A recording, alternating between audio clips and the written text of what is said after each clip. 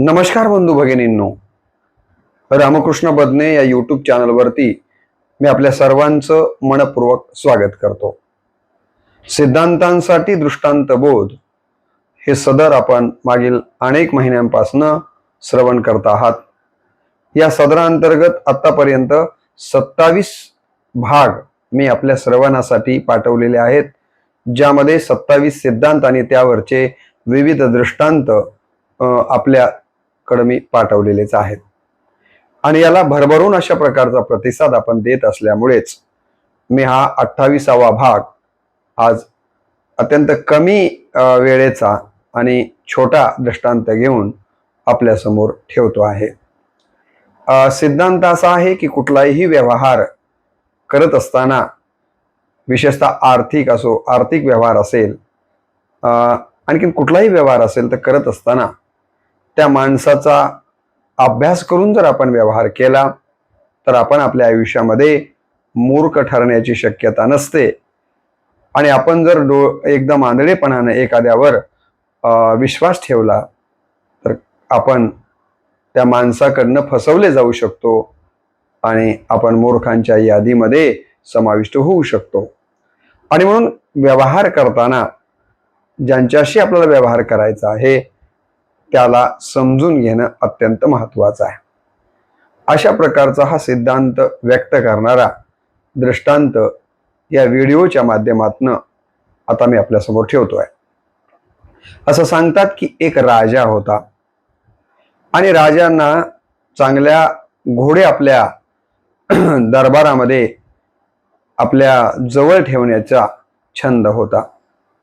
आपल्या राज्यामध्ये, परराज्यामध्ये जिथे कुठे चांगले घोडे असतील तर ते घोडे खरेदी करायचे आणि आपल्याकडं अशा प्रकारचे घोडे ठेवायचे, ही सवय राजाला होती.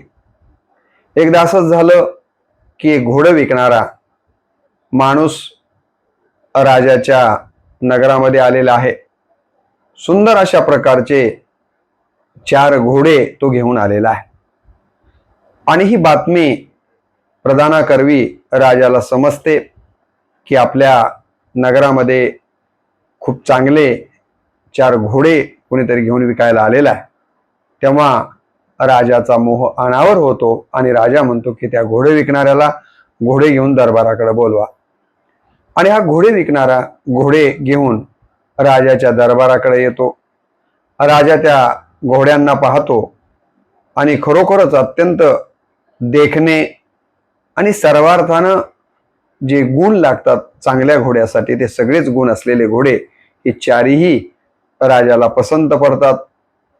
तो काळ आहे ज्या काळामध्ये 20,000ला सर्वोत्कृष्ट घोडा मिळायचा आणि हे 4ही घोडे सर्वोत्कृष्ट असल्यामुळं राजानं आपल्याला माहीत असेल की 80,000 रुपये देऊन हे 4ही घोडे खरेदी केले आणि नगदी 80,000 रुपये त्या घोडे विकणाऱ्याला दिले.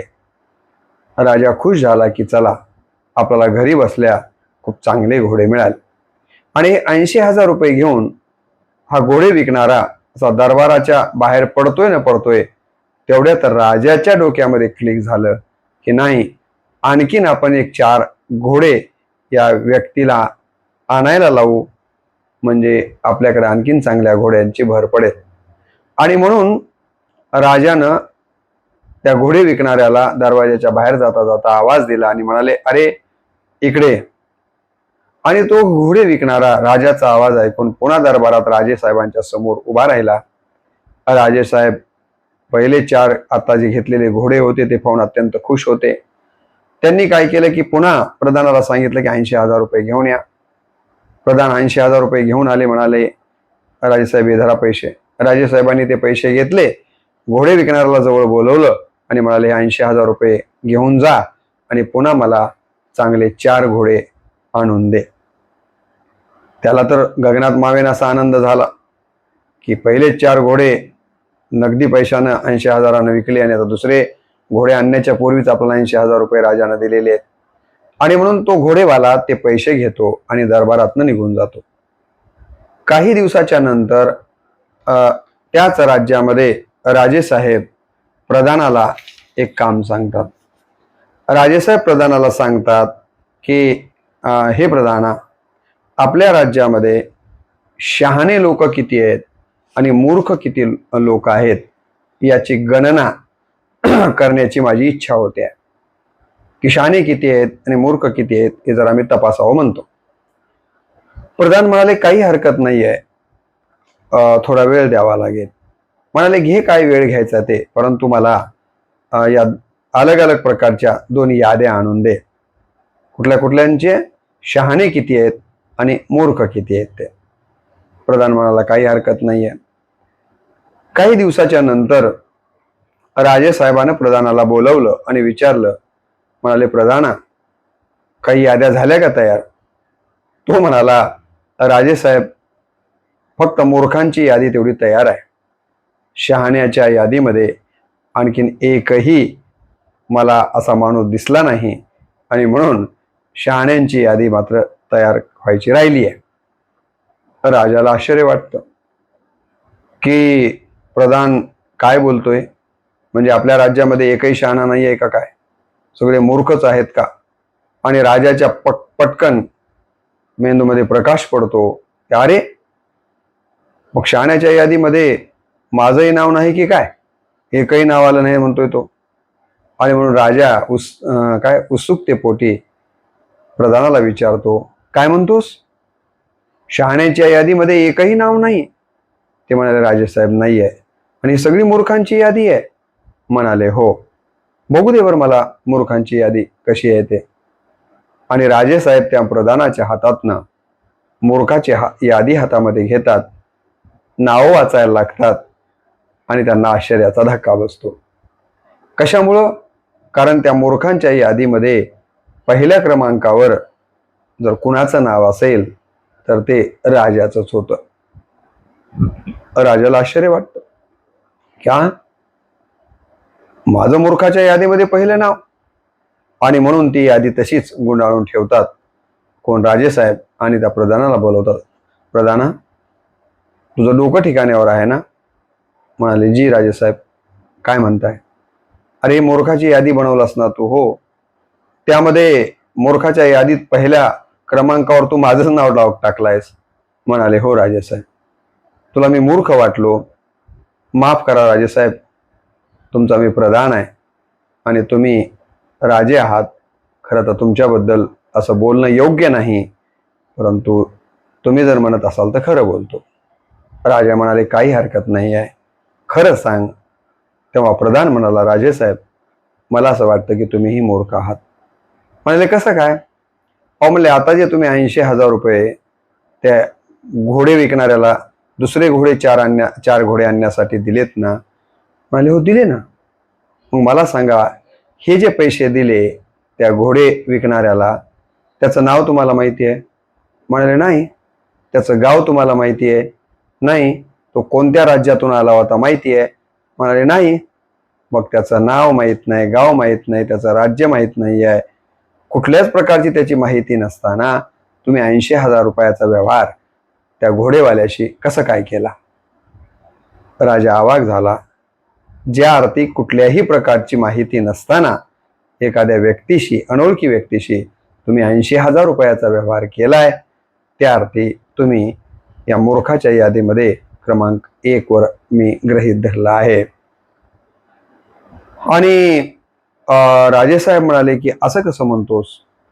तो नक्की मला 4 घोडे आणून देईल ना? 4 दिवसानं देईल, 8 दिवसानं देईल, पण नक्की तो घोडे आणून मला देईल. त्यावेळेला प्रधान हसून म्हणाला जर त्यानं 4 घोडे आणून दिले तर मूर्खाच्या यादीतनं तुमचं नाव मी कमी करतो आणि शहाण्याच्या यादीमध्ये पहिल्या क्रमांकावर तुमचं नाव टाकतो, आहे की नाही? आणि जर त्यानं पुन्हा परत आलाच नाही तर मात्र ही यादी अंतिम आहे असं तुम्ही समजा. आणि होतं तसंच की कित्येक महिने निघून जातात, परंतु 80,000 रुपये घोडे आणून देतो म्हणून घेऊन गेलेला माणूस परत काही येतच नाही आहे आणि राजा मूर्खाच्या यादीमध्ये क्रमांक 1 वरच राहून जातो. आणि याच ठिकाणी हा दृष्टांत समाप्त होतो. काय सांगायचंय या दृष्टांतामधनं आपल्याला? हेच सांगायचंय की कुणाशीही आपण जेव्हा व्यवहार करतो इथे केवळ आर्थिक व्यवहाराच्या बद्दलच आपण बोललो या दृष्टांतामध्ये, परंतु आपल्याला एखाद्याशी सोयरीक करायची आहे किंवा आपल्याला कुठल्याही प्रकारचे संबंध प्रस्थापित करायचे आहेत, कुठल्या का पद्धतीने असे ना, तर ते संबंध प्रस्थापित करत असताना, त्याच्याशी आर्थिक व्यवहार करत असताना त्या माणसाबद्दलची, त्या स्त्रीबद्दलची पूर्वपीठिका, तिच्याबद्दलचा माहिती आपण करून घेऊनच जर व्यवहार केला तर शहाणपणाचं लक्षण ठरू शकतं. अन्यथा आपला कुठलाही परिचय नसताना विनाकारण अतिविश्वास दाखवून जर आपण असा व्यवहार केला तर कदाचित भविष्यामध्ये आपल्याला मूर्ख बनवण्याचं काम अशी माणसं करू शकतात. जसं की या दृष्टांतामध्ये त्या घोडे विकणाऱ्यानं राजाला मूर्ख बनवलेला आहे. तेव्हा हा संदेश तुम्ही आणि मी घ्यावा की कुणाशीही व्यवहार करत असताना व्यवहार करण्यापूर्वी त्या माणसाबद्दलची माहिती घेऊन, पत्ता घेऊन व्यवहार करावा, अन्यथा व्यवहार करू नये. एवढी गोष्ट लक्षात आणण्यासाठीचा दृष्टांत मी आपल्यासमोर ठेवला. तसं तुम्हाला माहिती आहे की दृष्टांत आपण यापूर्वी 27 दृष्टांत वेगवेगळ्या पद्धतीचे माझ्या रामकृष्ण बदने यूट्यूब चॅनलवर टाकलेले आहेत. मागच्या बऱ्याचशा व्हिडिओंच्या माध्यमातून आपण संस्कृत सुभाषितांचा देखील अभ्यास करतो आहोत, चिंतन करतो आहोत आणि या सगळ्यांना आपलं श्रवणाचं भरभरून सहकार्य लाभतं आहे. अशाच प्रकारचं सहकार्य जर आपण ठेवलात तर मला वेगवेगळ्या प्रकारचे व्हिडिओ बनवण्यासाठीचं बळ येईल. त्यासाठी तुम्ही तुमचा तरी अवधान अमृते वाढ शिंपोनी कीजे, माऊलींची फार सुंदर ओवी आहे की हे सारस्वताचे गोड तुम्हीच लाविले जे झाड, तरी आता अवधान अमृते वाढ शिंपोनी कीजे. हे जे काही मी व्हिडिओ तयार करण्याचं झाड लावलेलं आहे, त्याला खऱ्या अर्थानं गोड करण्याचं काम तुम्ही श्रोते मायबापांनीच केलेलं आहे. तेव्हा या श्रोते मायबापांनी अवधान अमृते वाढ, अवधानाचं अमृत देऊन या व्हिडिओंना अधिकाधिक मला कसं बनविता येईल यासाठीचं बळ तुम्ही द्यावं, अशा प्रकारची नम्र अपेक्षा व्यक्त करून या ठिकाणी व्हिडिओला पूर्णविराम देतो आणि इथेच थांबतो. नमस्कार.